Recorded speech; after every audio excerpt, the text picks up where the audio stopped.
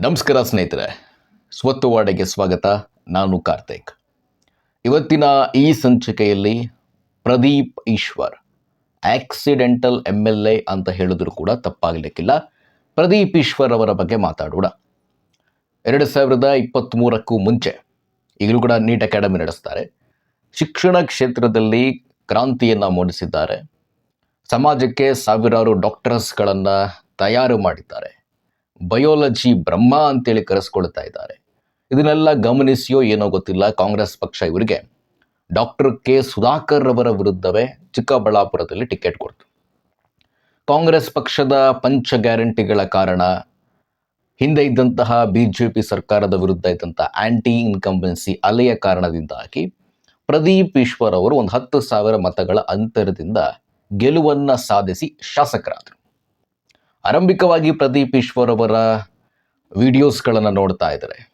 ಪ್ರತಿ ಹಳ್ಳಿಗೆ ಹೋಗಿ ಜನರ ಸಮಸ್ಯೆಯನ್ನು ಆಲಿಸಿದ್ದು ನೋಡ್ತಾ ಇದ್ದರೆ ಒಬ್ಬ ಒಳ್ಳೆಯ ಯುವ ರಾಜಕಾರಣಿ ಸಿಕ್ಕೇ ಬಿಟ್ಟ ಅಂತ ನಾವೆಲ್ಲರೂ ಕೂಡ ಹೆಮ್ಮೆ ಪಡ್ತಾ ಇದ್ವಿ, ಖುಷಿ ಪಡ್ತಾ ಇದ್ವಿ. ನಂತರ ಪ್ರದೀಪ್ ಈಶ್ವರ್ ಅವರು ತಮ್ಮ ನ್ಯಾಲಿಗೆಗೆ ಅತಿ ಹೆಚ್ಚು ಸಮಯವನ್ನು ಕೊಟ್ಟರು. ಮಾಧ್ಯಮಗಳ ಮುಂದೆ ಬಂದು ಆರಂಭಿಕವಾಗಿ ಪ್ರತಾಪ್ ಸಿಂಹರವರನ್ನ ಎದುರಾಕೊಂಡು ಬಳಸಬಾರದ ಭಾಷೆಗಳಲ್ಲಿ, ಇವನ್ ಪ್ರತಾಪ್ ಸಿಂಹವೂ ಕೂಡ ಬಳಸಬಾರದ ಭಾಷೆಗಳಲ್ಲಿ, ಪದಗಳಲ್ಲಿ ಇಬ್ಬರು ಕೂಡ ಕಚ್ಚಾಡ್ಕೊಳ್ತಾ ಇದ್ರು ಮಾಧ್ಯಮಗಳ ಮುಂದೆ ಬಂದು. ಈಗ ಶಾಸಕರು ಪ್ರದೀಪ್ ಈಶ್ವರ್ ಅವರು ಸಚಿವರಾಗುವ ಕನಸನ್ನು ಕಾಣ್ತಾ ಇದ್ರು. ಹಿಂದೆ ಸಿದ್ದರಾಮಯ್ಯನವರ ಹಿಂದೆಯೇ ತಿರುಗ್ತಾ ಇದ್ರು. ಈಗ DK ಶಿವಕುಮಾರ್ ಅವರನ್ನು ಮೆಚ್ಚಿಸಬೇಕು ಅನ್ನೋ ಕಾರಣಕ್ಕೇನೋ ಗೊತ್ತಿಲ್ಲ, ಬಿಡದಿ ಟೌನ್ಶಿಪ್ ವಿಚಾರಕ್ಕೆ ಸಂಬಂಧಪಟ್ಟಂತೆ ಈಗ HD ಕುಮಾರಸ್ವಾಮಿರವರನ್ನ ಎದುರಾಕೊಂಡ್ರು. HD ಕುಮಾರಸ್ವಾಮಿರವರ ವೈಯಕ್ತಿಕ ವಿಚಾರಗಳನ್ನು ಟೀಕೆ ಮಾಡಿದ್ರು. ಸುಮಾರು 75-80 ಲಕ್ಷಗಟ್ಟಲೆ ಬೆಲೆ ಬಾಳುವ ವಾಚ್ಗಳಿದೆಯಂತೆ, 700-800 ಎಕರೆ ಜಮೀನು ಮಾಡ್ಕೊಂಡಿದ್ದಾರಂತೆ. ಹೌದು, ಇವೆಲ್ಲ ಕೂಡ ಪ್ರಶ್ನೆ ಮಾಡಬಹುದು. ಆದರೆ ನಿನ್ನೆ ಬಳಸಿದಂತಹ ಭಾಷೆಗಳು, ಪ್ರದೀಪ್ ಈಶ್ವರ್ ಬಳಸಿದಂತಹ ಭಾಷೆಗಳು, ಪ್ರದೀಪ್ ಈಶ್ವರ್ ಅವರೇ ನೀವು ಶಾಸಕರೋ ಅಥವಾ ರೌಡಿನೋ ಅನ್ನುವಂಥ ಪ್ರಶ್ನೆ ನಮಗೆ ಸಾಧಾರಣವಾಗಿ ಮೂಡುತ್ತೆ. ಕಾರಿನ ಮೇಲೆ ನಿಂತುಕೊಂಡು ತೊಡೆ ತಟ್ಟೋದೇನು, ಮೀಸೆ ತಿರುವುದೇನು, ನಿಮ್ಮನ್ನು ನೋಡಿದ್ರೆ ನನಗೆ ಆ ಪಶ್ಚಿಮ ಬಂಗಾಳದ ಅಭಿಷೇಕ್ ಬ್ಯಾನರ್ಜಿ ನೆನಪಾಗುತ್ತೆ. ಆತನು ಕೂಡ ಕಾರಿನ ಮೇಲೆ ನಿಂತ್ಕೊಂಡು ಯಾವ್ಯಾವ ಹೇಳಿಕೆಯನ್ನು ಕೊಟ್ಟಿದ್ದ ಮತ್ತು ಈಗ ಯಾವ ಪರಿಸ್ಥಿತಿಯಲ್ಲಿದ್ದಾನೆ ಅಂತ. ಸಚಿವ ಸ್ಥಾನವನ್ನು ಗಿಟ್ಟಿಸಿಕೊಳ್ಳೋದಕ್ಕೋ ಏನೋ DK ಶಿವಕುಮಾರ್ ಅವರ ಸಾಂಪ್ರದಾಯಿಕ ಎದುರಾಳಿ JDS ಕುಮಾರಸ್ವಾಮಿ ಅವರನ್ನ ಎದುರಾಕೊಂಡ್ರು. ಅದು ಎಲ್ಲೆಲ್ಲಿಗೋ ಹೋಯಿತು. JDS ಮತ್ತು BJP ಕಾರ್ಯಕರ್ತರು ಒಂದಾಗಿ ಇವರನ್ನು ಪ್ರಶ್ನೆ ಮಾಡಿದ್ದು ಕೂಡ ಆಯಿತು. ಪ್ರದೀಪ್ ಈಶ್ವರ್ ಅವರು ತಮ್ಮ ರಾಜಕಾರಣದ ಭವಿಷ್ಯಕ್ಕೆ ತಾವೇ ಕತ್ತರಿ ಹಾಕ್ಕೊಂಡ್ರು ಅಂತ ಹೇಳಿದ್ರು ಕೂಡ ತಪ್ಪಾಗಲಿಕ್ಕಿಲ್ಲ. 2 ಬಾರಿ ಮುಖ್ಯಮಂತ್ರಿ, ಈಗ ಪ್ರಸ್ತುತ ಕೇಂದ್ರ ಸಚಿವ ಕುಮಾರಸ್ವಾಮಿರವರನ್ನು ಎದುರಾಕೊಂಡು ಅಲ್ಲಿ ಇನ್ಆಕ್ಟಿವ್ ಆದಂತಹ JDS ಮತ್ತು BJP ಕಾರ್ಯಕರ್ತರನ್ನ ರಚ್ಚಿಗೆಬ್ಬಿಸಿದ್ರು. 2028ಕ್ಕೆ DK ಶಿವಕುಮಾರ್ ಅವರ ಸ್ಟ್ರಾಟಜೀಸ್ಗಳೇನಿದೆ ಅವೆಲ್ಲವನ್ನು ಕೂಡ ನೆಲಸಮ ಮಾಡ್ತಾ ಬಂದರು, ಪ್ರದೀಪ್ ಈಶ್ವರ್ ಮಾಡ್ತಾ ಇದ್ದಾರೆ. ನೋಡಿ, BJP ಸ್ಟ್ರಾಂಗ್ ಆಗಿರುವಂಥದ್ದು ಉತ್ತರ ಕರ್ನಾಟಕ ಭಾಗದಲ್ಲಿ, ಕರಾವಳಿ ಪ್ರದೇಶಗಳಲ್ಲಿ. ಅಲ್ಲಿ JDSನ ಪ್ರೆಸೆನ್ಸ್ ಇಲ್ಲ.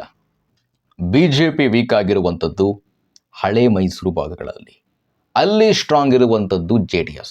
ಒಂದು ರೀತಿಯಾಗಿ JDSಗೆ ತಾವೇ ದಾರಿ ಮಾಡಿಕೊಟ್ರು ಪ್ರದೀಪ್ ಈಶ್ವರ್ ಅವರು. ಇಲ್ಲಿಯ ತನಕ DK ಶಿವಕುಮಾರ್ ಅವರು ಈ ವಿಚಾರಕ್ಕೆ ಸಂಬಂಧಪಟ್ಟಂತೆ ಯಾವುದೇ ರೀತಿ ಪ್ರತಿಕ್ರಿಯೆಯನ್ನು ಕೊಟ್ಟಿಲ್ಲ.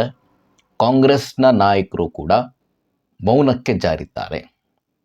ಒಟ್ಟಾರೆಯಾಗಿ ಹೇಳೋದೇ ಆದರೆ ಪ್ರದೀಪ್ ಈಶ್ವರಿಂದಾಗಿ ಕಾಂಗ್ರೆಸ್ ಪಕ್ಷಕ್ಕೆ 2028ರ ಚುನಾವಣೆಯಲ್ಲಿ ದೊಡ್ಡ ಮಟ್ಟದ ಹಿನ್ನಡೆಯಾದರೂ ಕೂಡ ಆಶ್ಚರ್ಯ ಪಡಬೇಡಿ ನೀವು. ಹಳೆ ಮೈಸೂರು ಭಾಗಗಳಲ್ಲಿ ಬಿಡದಿಯಲ್ಲಿ ಟೌನ್ಶಿಪ್ ಆಗ್ತಾ ಇದೆ, ಅದನ್ನು ಕುಮಾರಸ್ವಾಮಿ ಅವರು ಎನ್ಕೇಜ್ ಮಾಡಿಕೊಂಡ್ರು. DK ಶಿವಕುಮಾರ್ ಅವರು ಮುಖ್ಯಮಂತ್ರಿಗಳಾದ ತಕ್ಷಣ JDSಗೆ ಒಂದು ರೀತಿಯಾಗಿ ಆತಂಕ ಶುರುವಾಗಿದೆ. 2028ಕ್ಕೆ ನಮ್ಮ ಭವಿಷ್ಯ ಏನು ಅಂತ.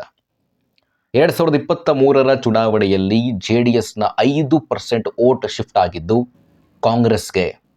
BJPಗೇನು ಅಷ್ಟರ ಪ್ರಮಾಣದ ನಷ್ಟ ಆಗಿಲ್ಲ. 0.45% ಸಮಥಿಂಗ್ ಓಟ್ BJPಗೆ ನಷ್ಟ ಆಯಿತು ಅಷ್ಟೇ. JDSನ 5% ಓಟ್ ಕಾಂಗ್ರೆಸ್ಸಿಗೆ ಶಿಫ್ಟ್ ಆಯಿತು. ಈಗ ಆ 5% ಓಟ್ JDSಗೆ ಪ್ರದೀಪ್ ಈಶ್ವರ್ ಕಾರಣದಿಂದ ಬಂದರೂ ಕೂಡ ಆಶ್ಚರ್ಯಪಡಬೇಡಿ. ಒಂದು ರೀತಿಯಾಗಿ ತನ್ನ ರಾಜಕೀಯ ಭವಿಷ್ಯವನ್ನು ಹಾಳು ಮಾಡಿಕೊಳ್ಳದಲ್ಲದೆ ತನ್ನ ಪಕ್ಷದ ಚುನಾವಣಾ ಸ್ಟ್ರಾಟಜೀಸ್ಗಳನ್ನು ಕೂಡ ಪ್ರದೀಪ್ ಈಶ್ವರ್ ಅವರು ನೆಲಸಮ ಮಾಡ್ತಾ ಇದ್ದಾರೆ. DK ಶಿವಕುಮಾರ್ ಅವರು 28ರ ಚುನಾವಣೆಯನ್ನು ಯಾವ ರೀತಿಯಾಗಿ ಎದುರಿಸಬೇಕು ಅಂಥೇಳಿ ಸ್ಟ್ರಾಟಜೀಸ್ಗಳನ್ನು ಮಾಡಿದರು. ಅದಕ್ಕೆ ಪ್ರದೀಪ್ ಈಶ್ವರ್ ಅವರೇ ಕುತ್ತನ್ನು ತಂದು ಕೊಡ್ತಾ ಇದ್ದಾರೆ. ಪ್ರದೀಪ್ ಈಶ್ವರ್ ಅವರ ಉದ್ದೇಶ ಒಂದೇ, ಸಚಿವರಾಗಬೇಕು ಅನ್ನುವಂಥದ್ದು.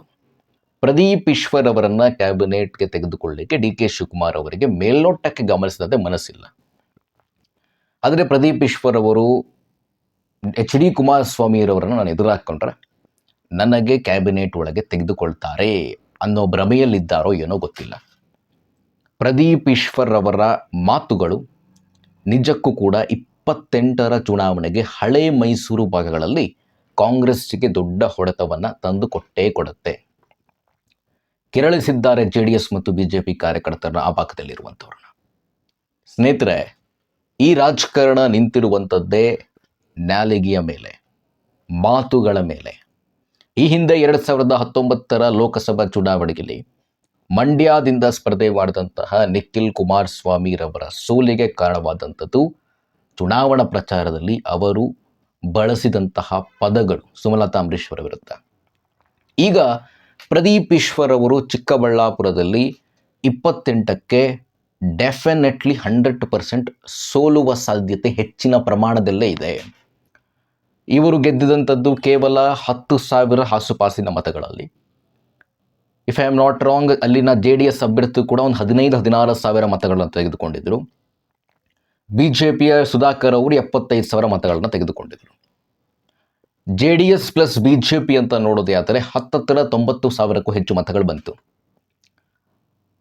ಪ್ರಮುಖವಾಗಿ ಆ ಕ್ಷೇತ್ರದಲ್ಲಿ ಒಕ್ಕಲಿಗ ಸಮುದಾಯ ಪ್ರಬಲ್ಯವಾಗಿದೆ. ಕುಮಾರಸ್ವಾಮಿರವರು ಅಲ್ಲಿ ಭರ್ಜರಿಯಾಗಿ ಪ್ರಚಾರವನ್ನು ನಡೆಸಿದ್ರೆ 28ಕ್ಕೆ ಪ್ರದೀಪ್ ಈಶ್ವರ್ ಅವರು ಸೋಲಿನ ಸುಳಿಯಲ್ಲಿ ಸಿಲುಕುವ ಸಾಧ್ಯತೆ ಇದೆ.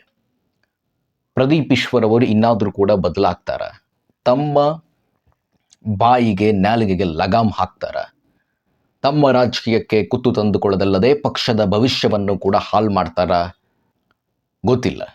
ಒಟ್ಟಾರೆಯಾಗಿ ಇನ್ನಾದರೂ ಬದಲಾಗ್ತಾರ ಪ್ರದೀಪ್ ಈಶ್ವರ್, ನೋಡೋಣ. ನಮಸ್ಕಾರ.